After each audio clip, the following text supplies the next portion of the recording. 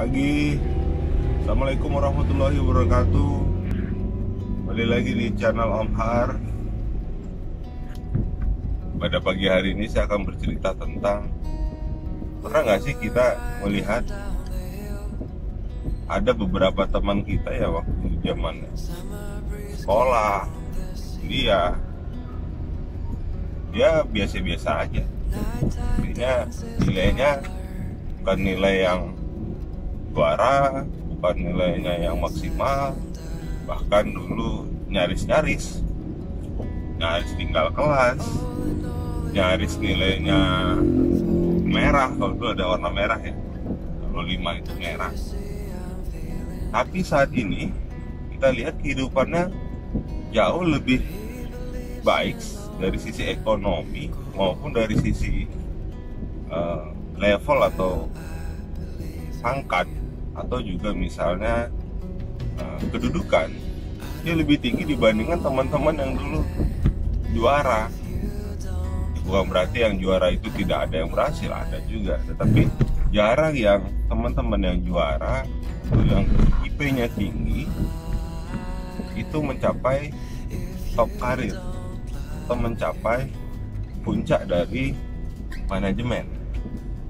Kita boleh lihat, misalnya saya ada seorang teman saya kebetulan sekarang menjadi direktur utama, umur baru 36 atau 37 tahun, tapi saat ini dia menjadi direktur utama sebuah perusahaan yang sebulannya itu omsetnya miliaran rupiah. Bahkan dia punya pegawai yang cukup banyak. Zaman kuliah IPK-nya bukan IPK yang menonjol ya, bukan yang terlalu yang tinggi 3,5, 3,6, bukan. Bahkan nyaris 3 lah. Nyaris 3, bahkan sebelumnya ya di bawah 3. Kita lihat, kenapa sih kita banyak melihat orang yang biasa-biasa saja secara akademik, tapi dia bisa mencapai atau memimpin suatu usaha atau suatu organisasi. Ada beberapa buku yang saya baca, salah satu penyebabnya adalah, yang pertama, kalau orang pintar itu rata-rata dia selalu merasa pintar. Dialah yang hebat, dialah yang mampu, dialah yang bisa menyelesaikan setiap permasalahan. Nah, yang kedua, biasanya orang pintar atau yang hebat secara akademik, dia jarang bekerja sama. Dia biasanya hanya apa yang dia bisa kerjakan sendiri, dia lakukan sendiri. Jarang yang mereka melakukan hal-hal yang berbagi tugas. Jadi dia tidak belajar untuk memimpin, dia tidak belajar untuk ngelit suatu organisasi. Ini tugasnya itu ya apa yang dia kerjakan sendiri. Jarang dia memberikan peluang atau kesempatan buat yang lain untuk bekerja, sehingga kemampuan untuk memimpin mereka itu rata-ratanya terbatas. Nah, biasanya kalau orang pintar itu takut salah. Karena perfeksionis, dia takut salah. Takut dinilai orang nanti kerjanya nggak benar. Nggak salah seperti itu ya. Cuma yang harus kita lihat adalah, dalam kita berorganisasi itu ada pendelegasian, berbagi pekerjaan, sehingga semua orang punya kemampuan. Kalau kemampuan itu hanya dipegang oleh 1-2 orang atau kita sendiri, bahkan organisasi ini menurut saya akan kurang sehat, dan mereka yang memimpin ya kemampuannya segitu-gitu aja. Yang ketiga, itu tidak percayaan orangnya. Biasa kalau orang-orang pintar itu kurang percaya dengan orang lain. Dia hanya percaya dengan apa yang dia kerjakan.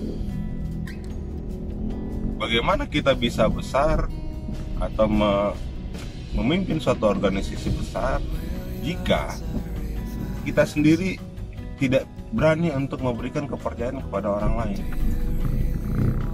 Ada hal-hal yang harus dikerjakan itu dia nggak percaya sama orang. Dia merasa diri dia lebih hebat daripada orang yang akan mengerjakannya, sehingga mereka jarang untuk mendelegasikan pekerjaan-pekerjaan kepada orang lain karena dia nggak percaya. Jadi banyak loh yang seperti itu. Nah, Omar juga dalam proses belajar, bukan berarti Omar sudah ideal seperti itu juga. Ini dalam proses belajar. Kemudian yang keempat, orang pintar biasanya itu jarang mau bergaul dengan orang yang biasa-biasa. Kenapa? Karena dia membangun komunitas orang-orang pintar. Jadi yang IP-nya tinggi biasanya sama IP-nya tinggi.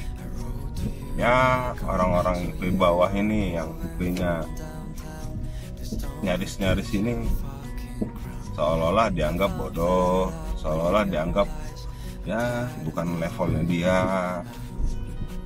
Tapi padahal kita lihat saat ini, saya mau coba melihat saat ini,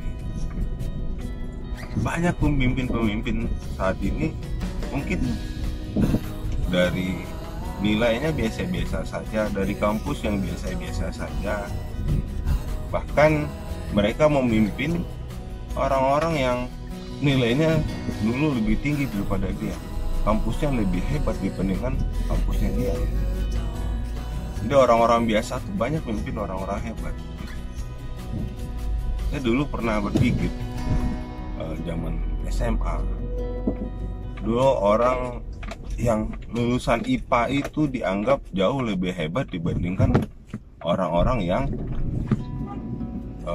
di jurusan IPS, karena sudah ada stigma bahwa orang IPS itu jauh lebih di bawah dibandingkan orang IPA. Padahal nggak seperti itu.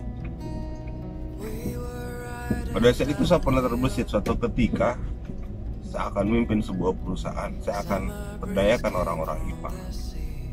Akhirnya terbentuklah suatu ego untuk kita memotivasi diri. Karena pada saat kami sekolah, yang menjadi bintang itu adalah anak-anak IPA, anak-anak eksak. Jadi anak-anak sosial itu dianggapnya itu buangan. Jadi kalau bukan IPA berarti ya yang lainnya adalah buangan. Tapi kan nggak seperti itu. Minat bakat orang kan beda-beda. Hal-hal ini sering terjadi. Menganggap jurusan ini lebih baik dari jurusan ini, menganggap fakultas ini lebih baik dibandingkan fakultas ini. Padahal tidak. Di saat kita mampu untuk menjalankannya dengan baik, menyelesaikan tugas dengan baik, menjalankan kuliah dengan baik, kemudian kita belajar hal-hal yang di luar kampus. Banyak orang sukses, dia banyak baca buku di luar buku-buku kampusnya. Ya bagi orang-orang IPA atau orang-orang eksak, ya dia matematika 1 tambah 1 sama dengan 2, ya kan? Tapi bagi orang IPS 1 tambah 1 bisa jadi 3, karena dinamika dalam dunia sosial itu jauh lebih tinggi ya, lebih tinggi. Bahkan kita butuh membaca buku-buku yang menyupport dari apa profesi kita saat ini yang tidak diajarkan di sekolah.